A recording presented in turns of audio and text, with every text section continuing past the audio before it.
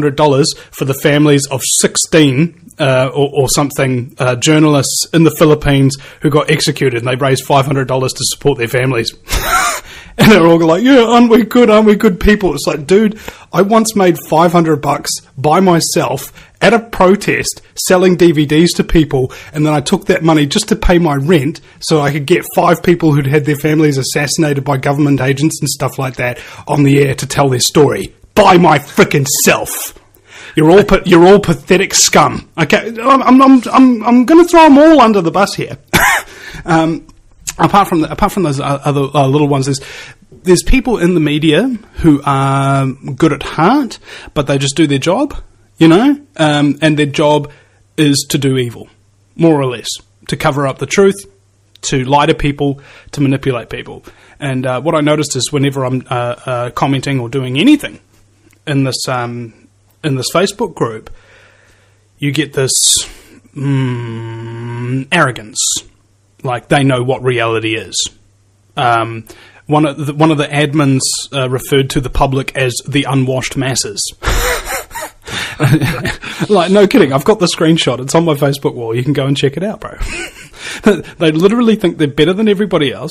They think they're smarter than everybody else. They think they know everything that's in reality, and anything that comes out of my mouth is instantly treated with hate, disdain, and condescendence.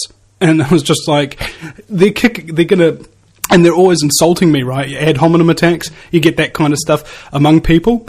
And then, of course, all of those people that ad hominem attacked me and what have you, none of them got kicked out for breaching the group protocols because all the admins were scum too.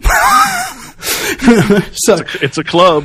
It's a club. It's certainly a club. I got kicked out of a clique of morons who deny reality and hate truth.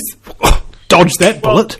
Yeah, I mean, is it a badge of honor or is it an insult? It's hard to tell. Well, when I interviewed John Perkins, he said he'd been interviewed thousands of times on many, many different radio shows, and he says there's many people who do what you do, Vinny, but you're the best, right? And it's coming from frickin' John Perkins, the guy who wrote The Economic Hitman. He's been in dozens and dozens of documentaries. So many documentaries that he can't even remember which ones he's been in, kind of thing. And he said, I'm the best.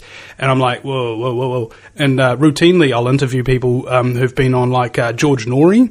And they'll tell me, like, Vinny, oh my God, the interview with you was so great, and it was way better than George Norrie and that kind of thing. So I had to remind myself of that, actually, because when you're being attacked by people who are scum, it doesn't matter, because the brain doesn't have a firewall. It's actually very difficult to just kind of block and ignore things and not let them into your consciousness. So I just kind of had to remind myself, I'm a good person, I'm a good radio show host, I care about people, I do my job well, and I serve humanity very, very well, and nothing these people can say has any relevance.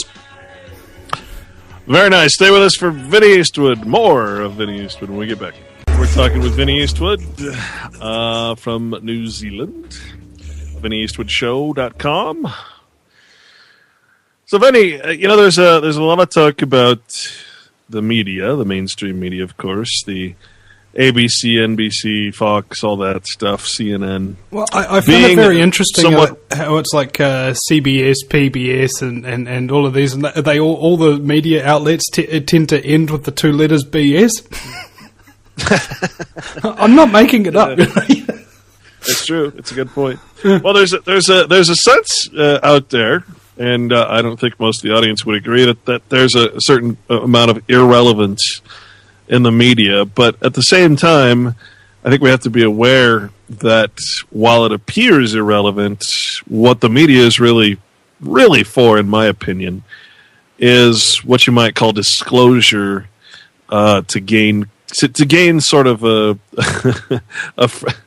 consent, if you will. In other words, it's a disclosure of some things in order to basically get people to get used to the tyranny, to get used to the concept of chipping, to get used to all these things, so that when the time comes for the actual thing to happen, there's a bit of, they've been reporting that for a while. The media in that sense is kind of like an intellectual turkey baster, They're not the ones that are going to roast you, but they'll prepare you so that when you do get roasted, it's going to be very nice for the elite to feast off.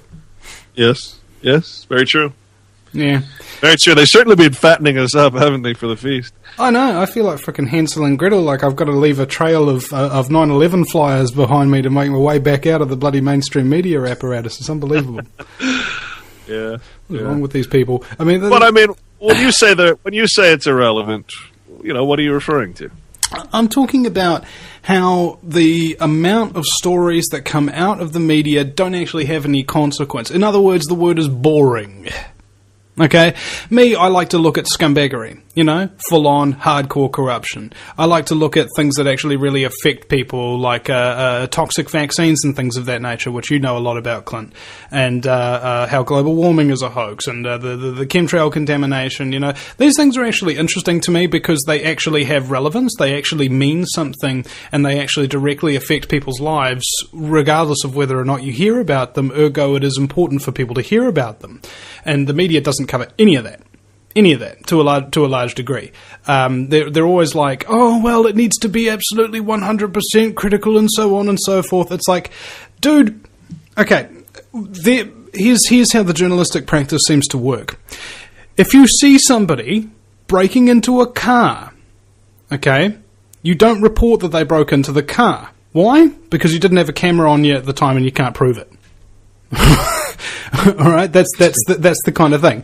Unless the evil scumbags who are committing the scumbaggery actually come out and admit it, or they are so terrible at covering their tracks that the mainstream media are capable of reporting it. I mean, those things basically become irrelevant.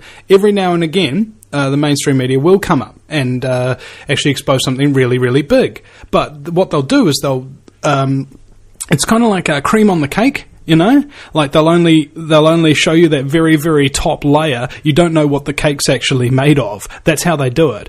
And there's word limits, and there's also defamation suits and things of that nature that they have to contend with as well. Which people like us, because we're so small and irrelevant and what have you. Apparently, they don't worry about us criticising them and telling the truth about them and presenting evidence and what have you, because everybody's got this wonderful thing called cognitive dissonance. Oh, he's saying this thing and it challenges my paradigm and my beliefs, therefore it's not true.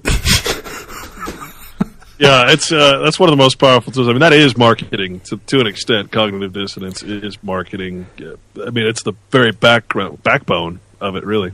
Yeah, it's the chief defense mechanism of people who love the establishment. And I was thinking about slaves and slave scum. You know what the difference is between a slave and slave scum? Do tell.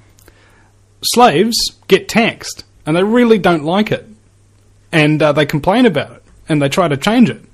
Slave scum love being taxed, love being bossed around, and tell all the slaves that they should quit whining. Yeah. Good point. There's a hell of a lot of slave... This is my problem. There's a hell of a lot of slave scum out there, okay? And they don't realise that there's slave scum.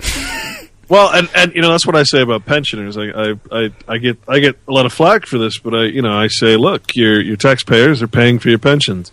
Over $1 trillion goes towards pensions just in the federal pension system. It's like in California, it's maybe 20 billion or so goes out of taxpayer money, and those are the people. Those pensioners are the very people who will cry the loudest about $140 billion that actually makes its way into the poor, the hands of the poor through welfare. Hey, right? Those are the loudest criers of the hand-me-down, poor class. Oh, those poor, they're ruining the No, it's actually you, pensioners. It's actually you who love the fact that everyone else is paying for your pensions. Yeah. That reminds me of California.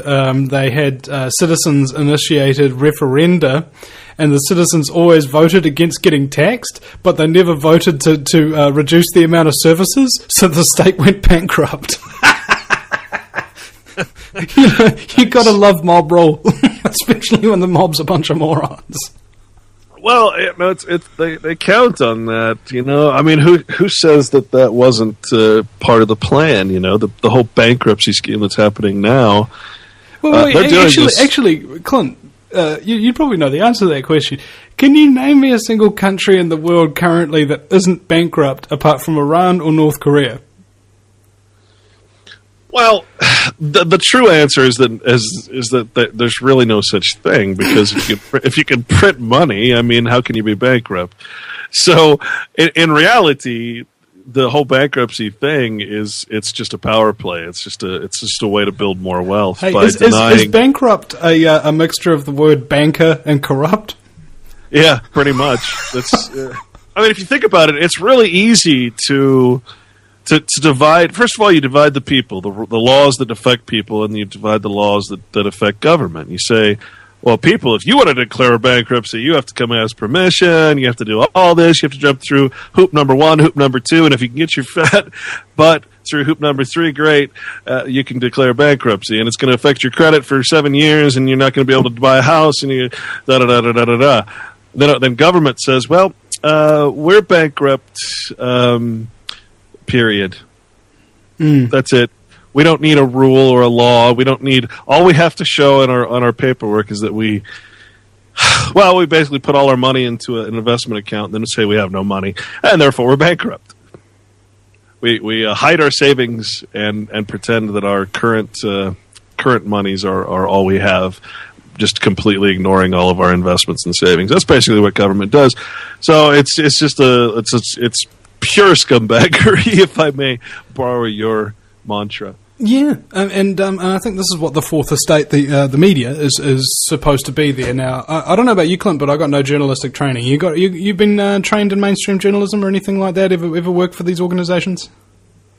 I have not. The closest I came, I was when I was really young. I was a loan by phone officer for Bank of America for about 3 months, and then I was a Hollywood sound designer. That was the closest I got as an inside scumbaggery person that I could get. Yeah, and I think this actually makes us the ideal candidates to actually be the media, because look at it this way: the media is supposed to do these things like very similar to what Jan Irvin talks about, the trivium. You work out the who, what, when, where, why, and how, and then you do your reporting. Okay, not before then. Media now is just like, who? Or what? Or how? They only ask one question, basically, and then they go off on this random diatribe. And no wonder the whole population's dumb as frack. You know? What was it? George Carlin. Well, thing is, the media is supposed to report the truth, and the public is supposed to think for themselves. I say the media. Because I mean, the courts don't agree with you. The courts said Fox News has no liability to report truth. Well, then those judges should be arrested. Truth is. Well, yeah, that's the point, though. It's entertainment. That's really what it is. Maybe we have the wrong idea of what news is, because really that's what it is. Well, the thing is, I know what the news is, but this is what it should be. Well, yeah. So you're being idealistic. You're saying that it should be more like us. Well, the thing is, maybe we don't realise this yet, Clint, but we actually are the media now. And the rest of those people, they're not media. They're corporate shill scum. I'll tell you what. This is how I kind of figured it out. I looked into vaccines, and I looked into the whole credentialism of doctors and medicine, and I said, there's no way I would ever become licensed to practice medicine. Then I looked into law, and I looked at lawyers and attorneys and the bar associations. There's no way in hell I would sell my soul to be licensed as an attorney. Well, guess what? What do you have to do to become an official journalist? You have to get a press pass. You have to be hired. You have to basically go through the same type of credentialism and get virtually a license to be a journalist. Well, that tells you right there that you probably don't want to go down that route, because it's going to be a for-profit business. The power to license is the power to destroy. We'll be right back, folks. Yep, absolutely. Welcome back to the Corporation Nation.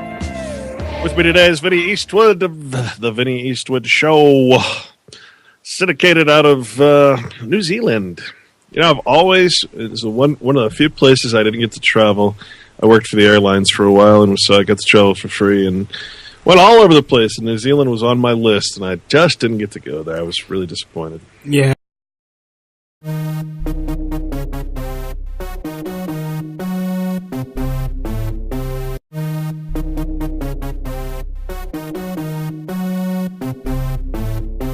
$500 for the families of 16 or something journalists in the Philippines who got executed, and they raised $500 to support their families.